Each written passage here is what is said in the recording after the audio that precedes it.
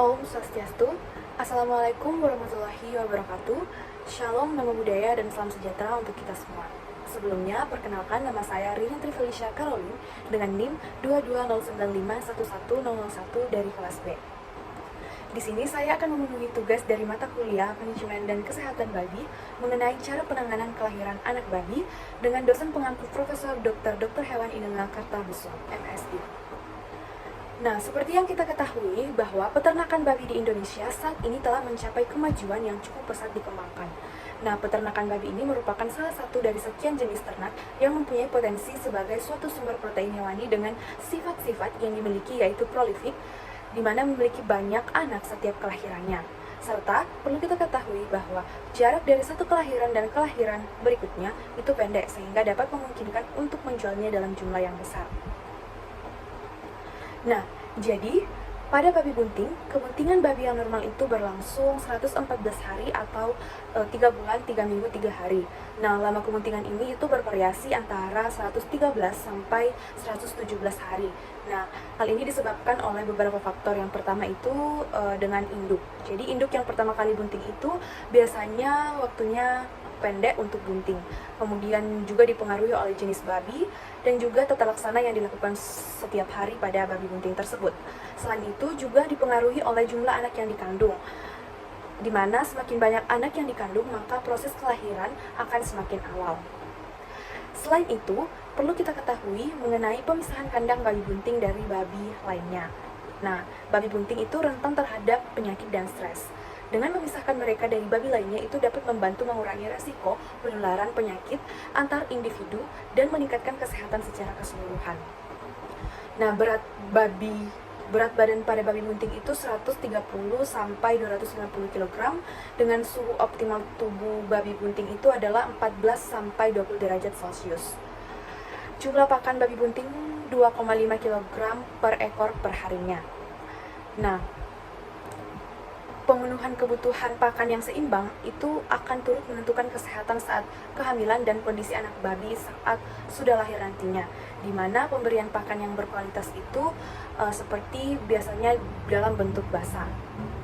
Kemudian juga pada saat babi bunting itu akan melahirkan, kita harus mengawasinya terus karena induk babi itu cenderung kanibal. Nah, di mana beberapa induk yang baru beranak pertama kali itu cenderung memakan anaknya atau cenderung kanibalisme selama atau segera setelah beranak. Ada 3 proses kelahiran pada anak babi, ada 3 stadium, yaitu stadium persiapan, stadium pembukaan, dan stadium pelepasan. Nah, di sini saya akan membahas satu persatu dari stadium proses kelahiran dari anak babi. Yang pertama adalah stadium persiapan. Nah, di mana tanda-tanda dari stadium persiapan itu seperti yang kita lihat pada video di samping, di mana babi ini akan mengorek-gorek lantai, kemudian juga akan membuat sarang bila bahan ada, namun pada video di samping itu tidak ada, jadi tampak babi itu mengorek-gorek lantai. Kemudian seperti kita lihat bahwa perut babi itu akan turun ke bawah, dan juga ambing akan mengeras berwarna kebiruan.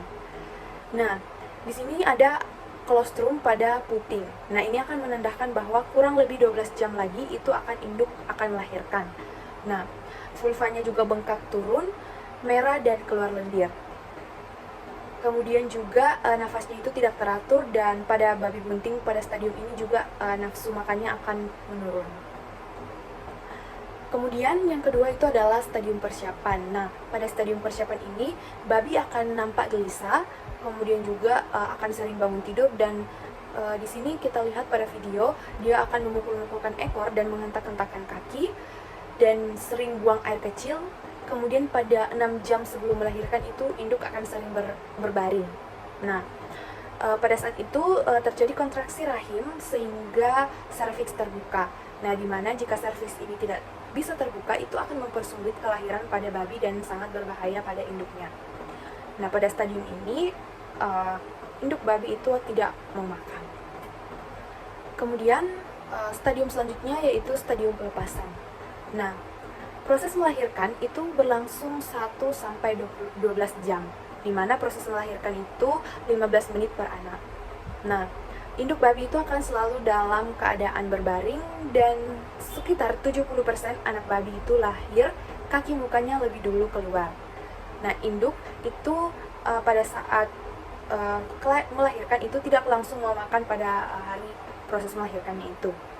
Nah, biasanya induk babi itu berdiri untuk kencing dan kemudian rebah lagi pada saat dia proses melahirkan. Nah, tabiat inilah yang sebenarnya salah satu penyebab sering anak yang baru lahir itu mati karena tertindih dan terinjak oleh induk babi. Nah, apabila ada penundaan kelahiran yang disebabkan oleh kekurangan hormonal, maka perlu dilakukan injeksi untuk mempengaruhi ternak dengan oksitosin atau jenis obat lain dengan aktivitas oksitoksik. Nah, bahan ini itu hanya merangsang kontraksi otot licin dari dinding uterus dan kemudian akan mempercepat pengeluaran fetus.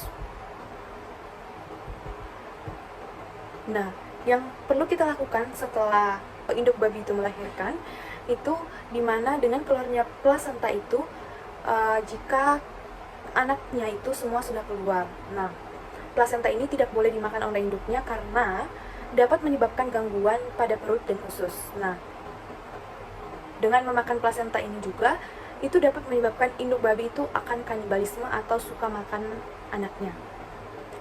Kemudian kedua itu biarkan induk babi beristirahat dan induk babi itu jangan terlalu lama baring. Diusahakan induk babi itu jangan terlalu lama berbaring. Nah, adapun langkah-langkah yang harus kita lakukan pada saat anak babi itu baru lahir. Nah, dimana segera setelah babi itu dilahirkan, lepaskan lapisan tipis yang membungkus tubuhnya, yaitu lendir, dengan sehelai kain kering. Dengan demikian itu anak babi itu akan menjadi kering dan mencegahnya dari kedinginan. Kemudian lepaskan sesegera mungkin setiap cairan yang mengganggu lubang hidung dan mulut. Nah, apabila anak babi itu tidak dapat bernafas secara bebas, pegang kedua kaki belakang dengan kepala ke bawah dan ayunkan perlahan untuk mempercepat pelepasan cairan dari lubang hidung. Nah, juga dengan mengurut pelan-pelan pada bagian dadanya dan menghisap keluar cairan dari lubang hidung, itu dapat merangsang pernafasan pada anak babi. Kemudian yang ketiga yaitu tali pusar itu segera dipotong atau biasanya dia tuh putus sendiri. Nah, setelah tali pusar diputus, kemudian baru bisa dipotong sepanjang kurang lebih 2,5 cm. Selanjutnya yang keempat itu anak babi diusahakan menyusu ke induknya. Nah, seperti yang kita ketahui bahwa air susu pertama atau yang disebut dengan kolostrum ini penuh dengan zat-zat antibiotik yang sangat diperlukan bagi kehidupan anak babi yang baru lahir. Nah, anak babi umur 3-10 hari itu merupakan masa di mana ini adalah masa kritis karena saat ini itu babi sangat sensitif terhadap lingkungan yang berat. Nah, masalah yang sering muncul itu adalah kedinginan. Untuk itu dia itu perlu pemanas. Biasanya itu diperlukan lampu pijar untuk mencegah mereka dari kedinginan. Kemudian yang kedua itu biasanya mati tertindih dan juga ada mati lemas karena kekurangan susu, sehingga biasanya itu perlu susu tambahan. Nah, selanjutnya untuk anak babi itu penting untuk mendapatkan antara lain yang pertama yaitu memotong tali pusar. Nah, tali pusar itu adalah organ yang sangat penting untuk pertumbuhan dan perkembangan fetus selama kebuntingan, tetapi menjadi satu bagian yang tidak diperlukan dan merupakan daerah yang berbahaya untuk masuknya infeksi setelah anak babi lahir.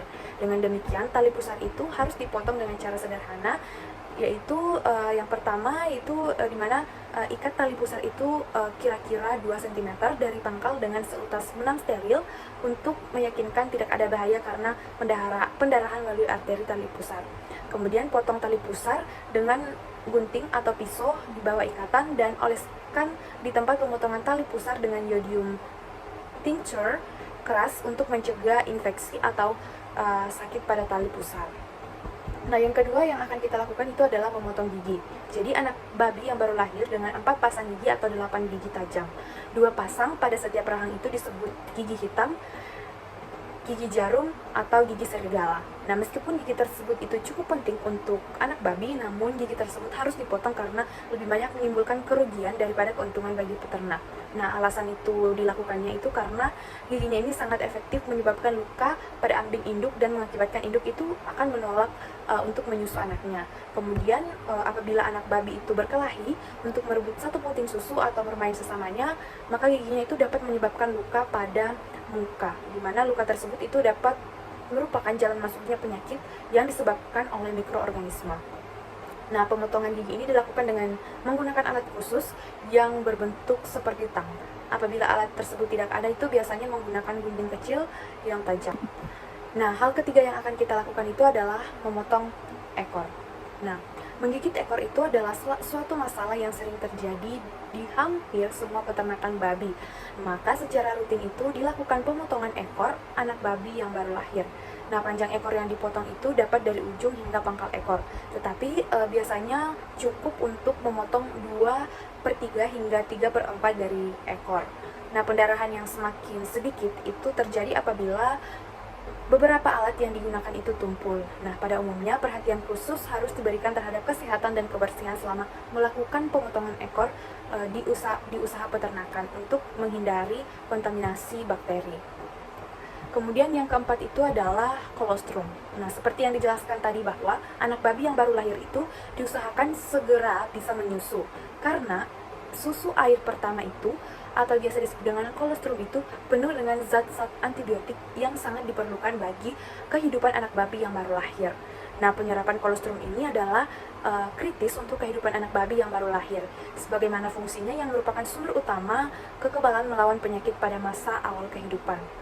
Nah, hal yang perlu dicatat bahwa secara bertahap terjadi perubahan kolostrum menjadi air susu pada 2 ke 3 hari periode transisi.